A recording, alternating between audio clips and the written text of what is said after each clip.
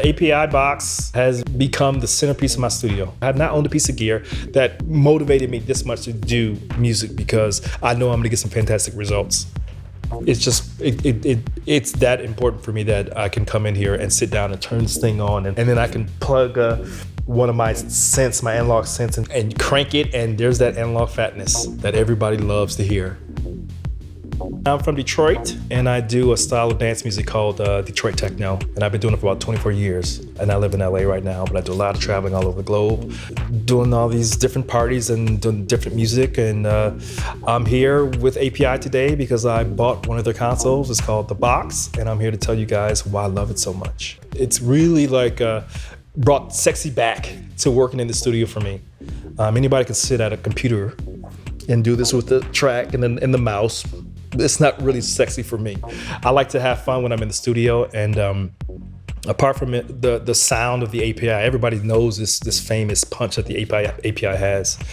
I was actually introduced to the sound by a friend of mine named Carl Craig, who's also from Detroit. He does dance music as well. And he had 550 EQs in the studio. And I heard them and I was like, oh my God. And when I heard that they were releasing a console, it was the perfect timing. I knew my console was acting up a bit because it was a bit old.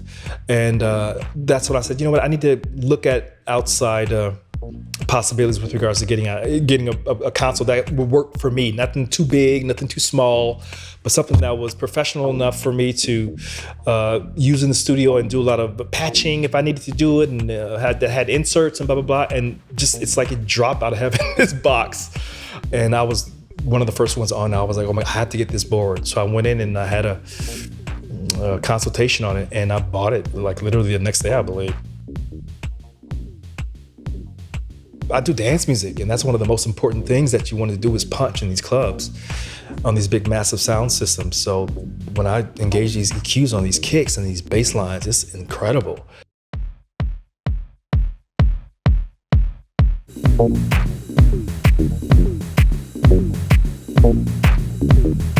It's the fatness, it's the sound that you get out of it. The sound that's elusive when you're working completely inside of a computer, inside the softwares with ones and zeros, because that's what it is inside a computer. Music is ones and zeros. But when you get into a piece of gear like this and you're warming up your software synthesizers, you're coming out of the computer into the box console, you can tell. I mean, especially if you're going into one of the preamps and you crank that knob and you get that transformer saturation going and you engage that EQ, I mean, it just takes one channel to know exactly what you're missing. I mean, you have some good plugins out there that are, they sound really good, but I mean, still, when you have something else to compare it to, like the box, it's really, it's really not a question as to why. And the summing is amazing. I mean, I'm an old school fader guy. I like to grab faders. I don't like to automate every single thing that's done in the computer to get this perfect mix. For me, it's not all about that. It's about capturing this mojo when you're doing music. The first song that I did on the box console, I completed the song and then I sent it off to the client, and they actually sent it to the mastering facility, and the mastering facility came back and asked, is this already mastered, because it's already really punchy and very loud. And actually I didn't leave, I like to push it. That's another thing about the console. It's really forgiving when you push the levels on this thing. I mean, it's the punchiness in the clubs is amazing.